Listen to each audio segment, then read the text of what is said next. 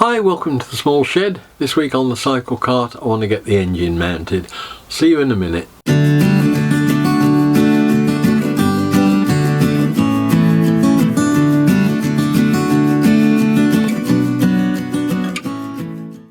Now, almost from the beginning, the biggest problem I've had to face, I think, has been how to package the engine and transmission into a space that really it's not designed for.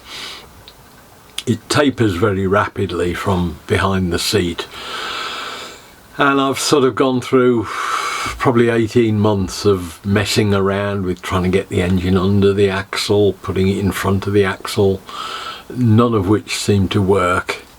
There isn't enough ground clearance to go under, there isn't enough room in the cockpit to come behind. I've gone above the axle to keep the weight loading, back in towards the centre of the cart, or keeping it at least over the wheels, and that makes it too high because the shoulders of the rear fairing come in too much, and so it's just been a struggle. So I finally bit the bullet, I think, now, and got to the point where I think we've got to get it in somehow.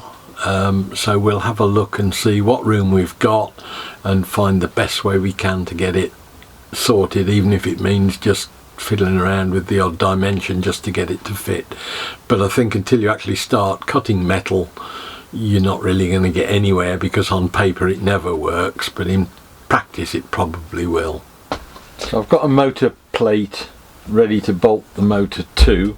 One of the problems I've got is that you can't easily bolt the motor down to that skeleton of aluminium extrusions, because in some places the holes don't coincide with convenient spots on the section itself, or in other places it's just floating in mid-air.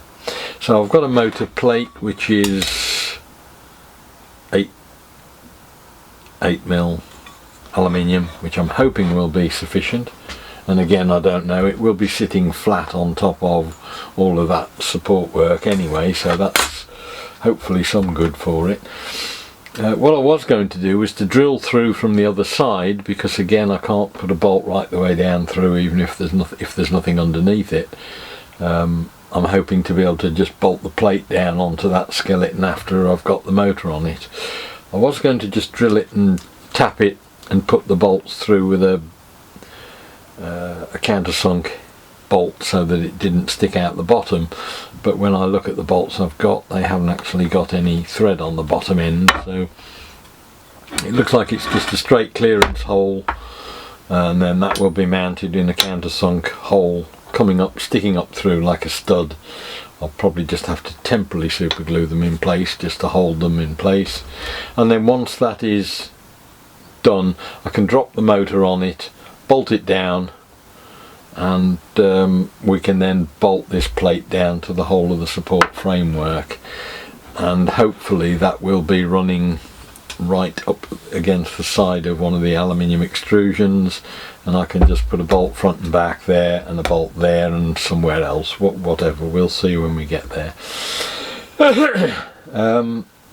So I've just got to mark this out really. I've tentatively marked where I think the spacings are. There's two holes front and back, they're 80mm apart, which I believe is where those marks are, so I'm going to run them parallel to this edge, and then I've got one line there and one line about there, I think, going across that way, and I'll double check that on the motor. That is showing up on my calculations as a fraction over 160, so I reckon it'll be 160. So I think it's a 160 by 80 grid. I will check that, and then we can make sure that everything is nice and square. But we will start off with these. I can now run that parallel to the 114mm to there.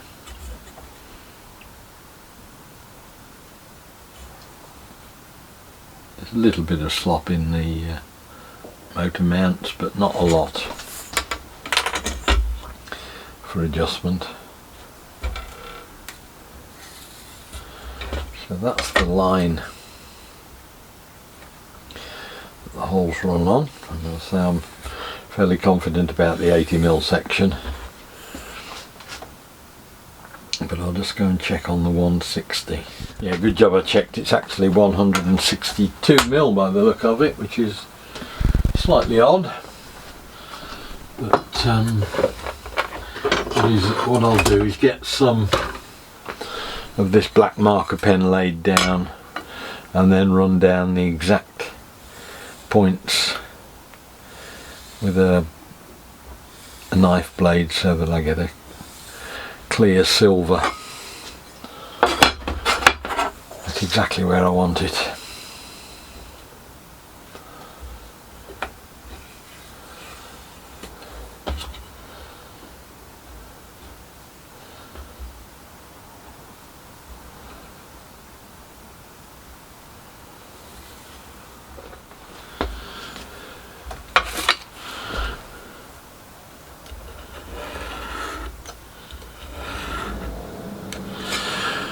Right, so that's marked my grid of points. I've actually also taken a rubbing of the bottom of the motor just to confirm. It's much easier than trying to measure it on upside down on the motor, and it confirms that it is, yes, 162mm for some reason, the spacing front to back, and roughly 80 across in the middle, but there's a little bit of slop because those two holes are oval.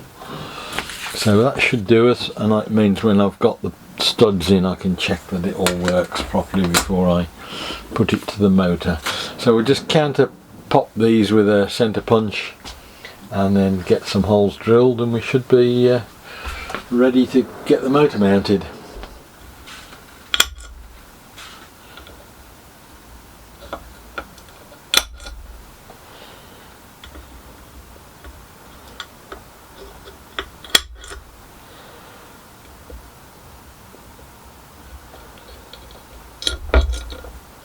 Right, that's got the motor on its plate firmly. It means I can now sort out the holes for the fixing it to the structure underneath. I'll need to do a little bit of relief because the countersinks don't quite go into there's a flat on the side of the bolt that I haven't quite got enough clearance for, but I can just gently ease the metal underneath. Now I know where they're going. So the only critical measure on this now is to get the distance between that pulley centre and that pulley centre as 9 5/8, and my new belt will fit on that, and we will have ourselves a transmission. It's very tight in there, but I think at the worst I might have to put a spacer in there just to move that wheel across just a fraction. There is a spacer there already. It may need to come over just a fraction, because the further I move this over, the more the chain is likely to touch the motor casing down there, but we are very close able to get it working, I think. Well, today hasn't really gone quite as I'd hoped, but I think we've salvaged something from it. I was trying to get the cart into the car because it's the annual general meeting of the British Cyclekart Club tomorrow, and there's a builders meet up as well. But there is no way that will go in the car even comfortably. I was hoping I might be able to get it in with the back sticking out or something and pull the tailgate down, but it's too big and too heavy now to be able to do that. I built a couple of ramps, but they've been it wasn't really stable. It was pretty sketchy trying to get it in there, so I've decided to abandon that, which is a bit of a disappointment, but there we go. So it's it means I've got to get a trailer sorted or a van or something for future use, but I got over that one and knuckled down and made a start on the back end, and fortunately we've actually achieved something. We now have the motor well and truly bolted into the chassis. I've lined everything up. I had to take the gearbox out to do it, to get at it, to get bolts in and things, but we're in, we're solid. I'm just going to put the rest of the transmission together, and as far as I'm concerned, that's sorted the back end off, and that is a huge milestone for me. That really only leaves I think one set of things now. I've got all the fronts sorted. That I'm happy with that. I'm just waiting for one bolt on that to come, but that's a 10-minute job. The transmission and everything should now all hook up. I've just got to shorten the chain, but that'll work, I believe. So I'm not far off firing up the engine and seeing what happens. I've got to find somewhere to put the battery, but we'll worry about that in a bit. But that really only leaves the disc brake, hooking up the brakes and putting the pedals and the accelerator cable in. So I think, on the last stretch to getting it running. So really happy that, you know, out of a bit of adversity has come a bit of triumph, I think. So happy for that. That's, as I say, really solidly in now, and should all line up nicely. That's it with all the transmission tied in. If anything, now I'm slightly too far the other way. I was worried about clearance and lining up with this, and actually now I've got 2 or 3 mil to play with on the top if I need to come over this way a bit. It is tight down there, but I think I'm going to let it run and see how it goes. If I don't connect that bottom chain wheel to the axle and I run the engine and gearbox, it should get itself into line, and if it starts nibbling at the engine casing, I can then just tick this over a few mil. But I'm happy with that. It needs to be 9 5/8 between centres.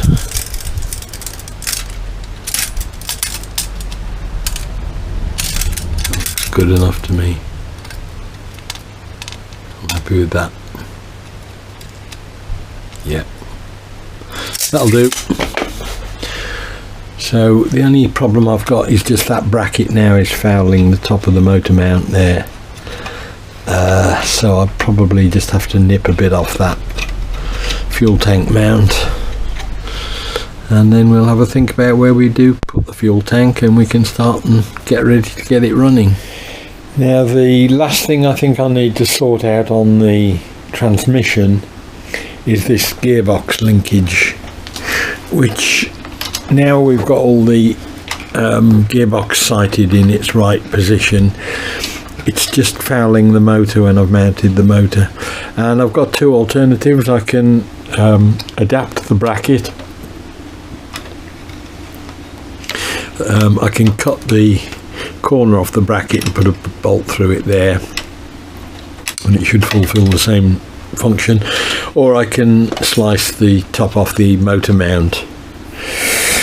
Now the quickest and easiest way is just to get a hacksaw on that motor mount, because it'll be aluminium or an alloy.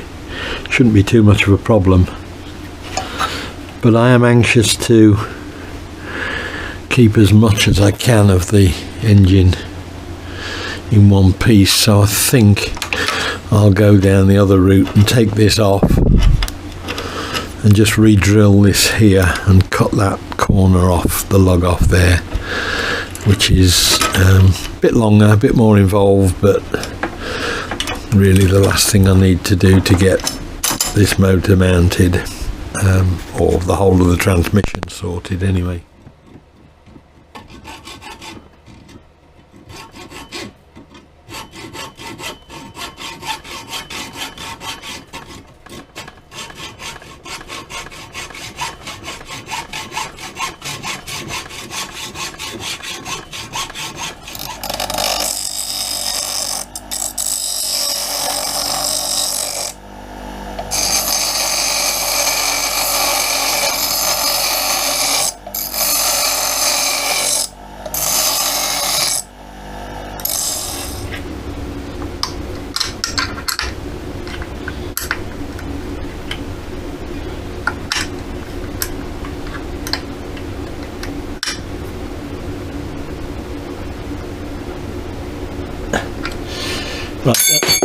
That's got the whole bracket mounted solidly now with nylock nuts and everything, so that's ready to go. We can put the arm back on. Not quite sure which way round it goes, but we'll worry about that when we come to put the transmission in, as to whether it's going forwards when I press the lever backwards or vice versa. We'll see, but they can be altered relatively quickly. And they'll go around that way and that way onto there.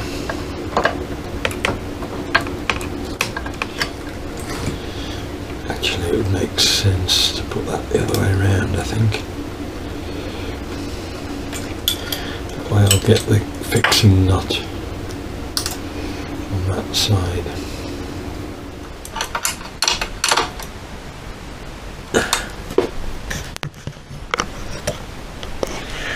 Okay, that's got the nylocks on all the nuts that I can get at, and shake proofs where I can't. So hopefully that's now in a position where we can operate the brake, the gear change with the handle. We'll see.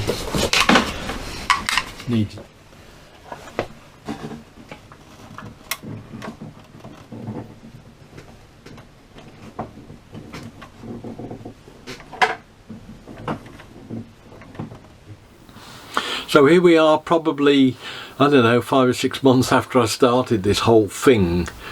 I've got the engine mounted at last, and the last push was not that difficult actually. It's one of those jobs that you dread doing, but actually when you knuckle down and get stuck in, it's worked okay. As I mentioned earlier, I was due to be going to the AGM, and I was hoping to take it with me to the builders meeting over at Gaydon tomorrow, and you know, regretfully I didn't get it in the car. It won't go in, it's too big, and I need a trailer. But as a sort of a byproduct, I thought, well, I better knuckle down and do something, and we've managed to get the engine fitted in the afternoon really, so very pleased with that. There's a bit of fettling to do, but really until I get some wiring and electrics in, I can't really start the motor up. That's probably the next trick now to do, and worry about basically the only final thing to do then is just pedals and connecting them up. So let's get it running first.